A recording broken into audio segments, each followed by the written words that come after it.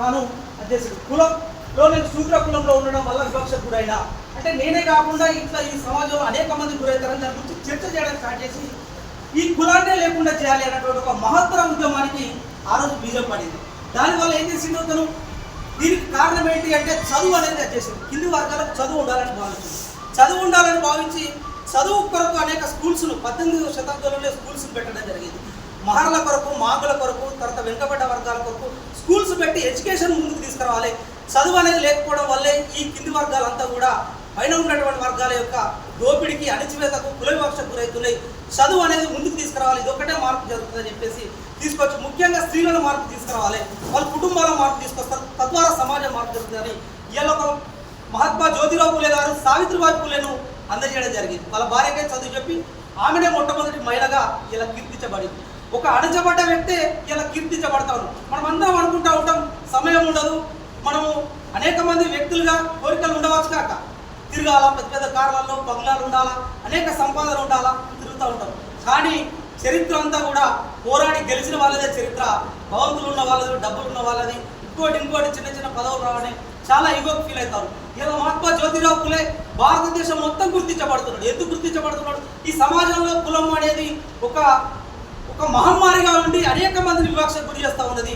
దాన్ని నిర్మూలించాలని పోరాటం చేసుకుంది. దానికి కారణం ఏ విధంగా అవుతుంది? చదువు వల్ల మార్పు జరుగుతుందని చదువు నేర్చుకొని చదువు కొరకు విద్యాలయాలు ప్రారంభించి చేసింది. తర్వాత మహిళలకు ఎడ్యుకేషన్ ఉంటే మారుతుంది, సావిత్రిబాయి పూలేని తీసుకురావడం జరిగింది. ఇట్లా చేయడం వల్ల ఇలా జ్యోతిరావు పూలే ఏమైపోయాడు, జగతి మొత్తానికి కూడా ఇలా ఆయన ఒక క్రాంతి దర్శకుడుగా రావడం జరిగింది. ఇతని యొక్క జయంతి ఒక మహారాష్ట్రలో జరుగుతలేదు, భారతదేశ వ్యాప్తంగా కూడా మొత్తం జరుగుతూ ఉంది, అన్ని రాష్ట్రాలలో కూడా జరుగుతూ ఉంది. ముఖ్యంగా ఆయన ఈ రకంగా అనేక పోరాటాలు చేసిన తర్వాత ఆయన చనిపోయిన ఒక సంవత్సరానికి బాబాసాహెబ్ అంబేద్కర్ పుడతాడు. బాబాసాహెబ్ అంబేద్కర్ కూడా కుల వివక్షను ఎదుర్కొంటాడు. ఆయన కూడా అనేక పోరాటాలు చేసే సందర్భంగా నాకన్నా ముందు ఎవరన్నా పోరాటం చేసిరా అని చెప్పేసి ఆయన చూసుకునేటప్పుడు ఆ చరిత్ర పుస్తకాలు అందించేటప్పుడు జ్యోతిరావు పూలే గారు చేసిర్రు అని చూసినప్పుడు జ్యోతిరావు పూలేను ఆయనను ఆదర్శంగా తీసుకుంటాడు. తనకన్నా ముందు ఈ పోరాటాలు చేసినాడు. వాస్తవంగా ఇలా భారతదేశ వ్యాప్తంగా ఒక విషయం ఏంటంటే మహాత్మా జ్యోతిరావు పూలే కానీ, సావిత్రిబాయి పూలే కానీ, పెరియార్ రామస్వామి కానీ, తర్వాత అదేవిధంగా నారాయణ గురు కానీ, సావుజీ మహారాజ్ కానీ, ఇట్లాంటి మహనీయులంతా కూడా వాళ్ళ పీరియడ్ లోపల ఆయా రాష్ట్రాలలో ఒక సామాజిక ఉద్యమాలు నడిపినటువంటి వ్యక్తులు. సమాజంలో వివక్ష ఉండద్దు, మనుషులంతా సమానంగా ఉండాలని కోరుకొని మహత్తరమైన ఉద్యమాలు నడిపినటువంటి వ్యక్తులను ముందుకు తీసుకొచ్చిన వాళ్ళు మహాత్మా జ్యోతిరావు పూలేను మొదటగా గుర్తించి తనను లైమ్ లైట్లో తీసుకొచ్చింది బాబాసాహెబ్ అంబేద్కర్. అయితే తనను దేశవ్యాప్తంగా ఇప్పుడు చెప్పినటువంటి పేర్లందరినీ తీసుకొచ్చింది బహుజన్ సమాజ్ పార్టీ మూమెంట్లో మాడిలు కాంచీరామ్ గారు. వాస్తవంగా కూడా మేము విద్యార్థి దశ నుంచి కూడా ఈ ఉద్యమాల పట్ల ఆకర్షితులై మేము మాట్లాడగలుగుతున్నామంటే అప్పుడు ఈ మీటింగ్ లోపల ఉన్నటువంటి సందర్భంలో పెద్దలు కొరివేలు గోపాల్ గారు, అదేవిధంగా ఊరేల రాములు గారు, వీళ్ళిద్దరు కూడా వాస్తవంగా అప్పుడు వాళ్ళ విద్యార్థి దశ నుంచి కూడా వాళ్ళ టైంను, వాళ్ళ సమయాన్ని జిల్లాలో కూడా రాష్ట్రంలో కూడా కాంచీరామ్ గారు ఇవ్వబడి వాళ్ళు చేసిరు. వాస్తవంగా వీళ్ళంతా ఎక్స్పోజ్ కావడానికి కారణం అంతా కూడా అంటే వాళ్ళు చేసిన ఉద్యమాలు బయటకు రావడానికి కూడా మహత్తరమైనటువంటి కష్టంతో కూడుకున్నది. కానీ వాళ్ళు బయట తీసుకొచ్చి ఇలా చరిత్రలలో రావడానికి బాబాసాహెబ్ అంబేద్కర్ను, కాంచీరామ్ మూమెంట్ వాళ్ళతో నడిచినటువంటి అనేకమైనటువంటి వ్యక్తుల వల్ల వీళ్ళంతా ప్రాచుర్యంలోకి రావడం జరిగింది. ఆయన పేరు మీద ఇలా యూనివర్సిటీస్, అదేవిధంగా ఈ రాష్ట్రంలో కూడా దాదాపుగా ఒక అసెంబ్లీ సెగ్మెంట్కి ఒక school, social welfare residential schools కూడా బ్యాక్వర్డ్స్ క్లాస్ డిపార్ట్మెంట్ కూడా ఇలా కండక్ట్ చేస్తారు. దాదాపు 300 స్కూల్స్ జ్యోతిరావు పూలే పేరు మీద ఇలా స్కూల్స్ ఉండడం, దేశవ్యాప్తంగా ఇది అందుతుండడం. మనం కూడా మరణం చేసుకొని పెద్ద పెద్ద విగ్రహాలు పెట్టి, ఫోటోలు పెట్టి దండలే మీద కాకుండా అక్కడితోనే కాదు విగ్రహాలలోనే లేనని బాబాసాహెబ్ అంబేద్కర్ చెప్పడం జరిగింది.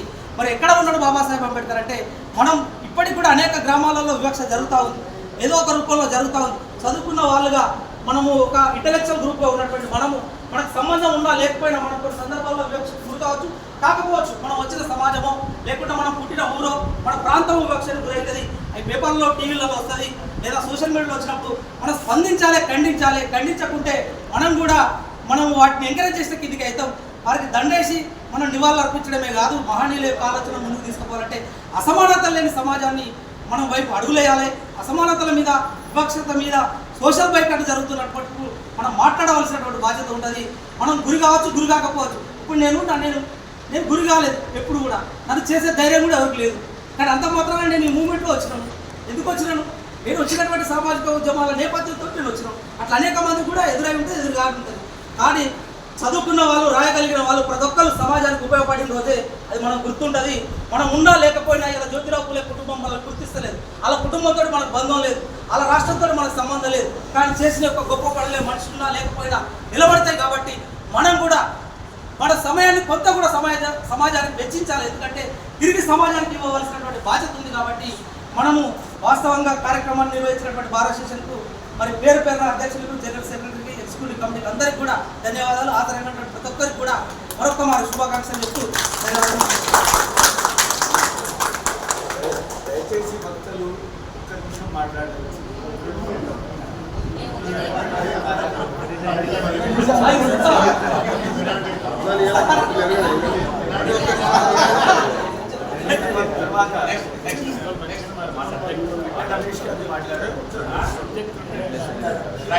నేటి మహాత్మా జ్యోతిబాబు పూలే 199వ జయంతి కార్యక్రమానికి ఇచ్చేసినటువంటి సీనియర్, జూనియర్ న్యాయవాదులు, అలాగే మహిళా సోదరి న్యాయవాదులందరికీ కూడా హృదయపూర్వకంగా ధన్యవాదాలు.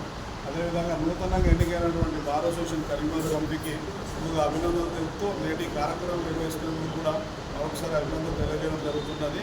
నేడు మనం చేస్తున్నటువంటి కార్యక్రమం మహనీయుని స్ఫూర్తి కొరకు, అంటే ఎక్కడైతే ప్రాణం ఉంటుందో అక్కడ వివక్ష ఉన్న చోట అలజడి లేదా తిరుగుబాటు ఉంటుంది. అలాంటి తిరుగుబాటు వ్యక్తులలో మూల పురుషులు లేదా ముందుగా ఉన్న నాయకులను సంఘ సంస్కర్తగా మనం గుర్తించి వారి నుంచి స్ఫూర్తి తీసుకోవడం జరుగుతున్నది. సో వారు కూడా తన ఆత్మను ఉద్ధరించుకొని సమాజానికి సేవ చేసి వెళ్ళిపోవడం జరిగింది. కాబట్టి వారిని స్ఫూర్తిగా తీసుకొని మనం కూడా మన చుట్టూ ఉన్న పరిసరాలు జరుగుతున్నటువంటి సాంఘిక అసమానతలను రూపొందించడానికి మనవంతు కృషి చేయాలని చెప్పి కోరుతూ ఈ పూలే గారి గురించి చాలా చక్కగా జంగామ నరసింహ గారు వివరించారు. అదేవిధంగా మన కరీంనగర్ బార్ అసోసియేషన్ చెందినటువంటి వ్యక్తి bar council member Khammam Ashok Goud గారు, వారి సోదరుడు రవిచంద్ర గారు, మన క్లాస్మేట్, తను కూడా న్యాయవాది. అలాగే పొన్నం అశోక్ గౌడ్ గారు, బీసీ సంక్షేమ శాఖ మంత్రి గారు. వారు పూలే గారి మీద ఒక సినిమా తీయడం జరిగింది. ఆ సినిమా ఈరోజు బిఆర్ అంబేద్కర్ ఉపన్యాసంలో 11 గంటలకు ప్రివ్యూ పరిశీలించడం జరుగుతుంది. ప్రొఫెసర్ గంటా చక్రపాణి గారి ఆధ్వర్యంలో, వారి మిసెస్ వారి ఆధ్వర్యంలో.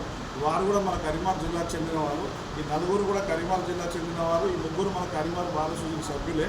అదేవిధంగా అంటే మన న్యాయవాద సోదరులు చేస్తున్నటువంటి కార్యక్రమము ఈ బీసీ అంటే పూలే గారి గురించి తీసిన సినిమాను ప్రజల్లోకి తీసుకుపోవడానికి మనము కృషి చేయాలి. అంటే త్వరలోనే అది సినిమా థియేటర్లో రిలీజ్ అవుతుంది. త్వరలోనే వివిధ ఛానల్లో కూడా రావడానికి కూడా టెలికాస్ట్ అవ్వడానికి కూడా సన్నాహాలు, సమావేశాలు, డిస్కషన్స్ అన్నీ కూడా జరుగుతున్నాయి. ఈ సందర్భంగా చెప్పేది ఏంటంటే 2023లో నాకు పూలే అవార్డు రావడం జరిగింది. అది కళారంగంలోనూ, సామాజిక రంగంలో, న్యాయరంగంలో చేసినటువంటి కృషిని తీసుకొని ఇవ్వడం జరిగింది. కాబట్టి నా పేరు కూడా పూలే గారి బాధ్యత ఉన్నది. కాబట్టి నేను ప్రచారకర్తగా ఉన్నాను. పూలే గారి ఆశయాలు కానీ, పుస్తకాలు కానీ, గులాబీ పుస్తకాలు కానీ, వారి ఆశయాలు కానీ, ఈ సినిమా ప్రమోషన్లో కూడా నేను కూడా బాగానే ఉన్నాను. కాబట్టి మీరందరూ కూడా పూలే సినిమాను మీ పిల్లలందరికీ, మీ చుట్టాలకు, అదేవిధంగా మీకు తెలిసిన వాళ్ళందరికీ చూడాలని చెప్పి చూసే విధంగా మీరు వారికి సలహాలు, సూచనలు ఇస్తారని చెప్పి ఆశిస్తూ ఈ అవకాశం ఇచ్చినటువంటి బార్ అసోసియేషన్ కార్యాలయాన్ని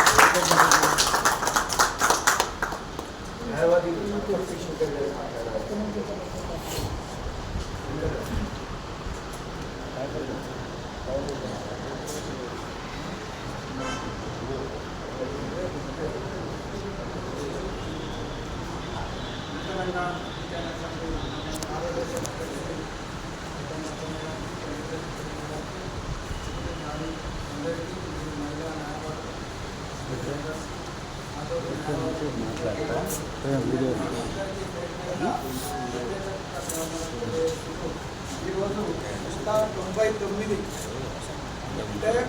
అంటే సంవత్సరాల కింద విద్య గురించి చెప్పింది. 1841-42లో మనందరికీ సామాజిక వర్గాల్లో మానవునికి విద్య అవసరము, విద్య ద్వారానే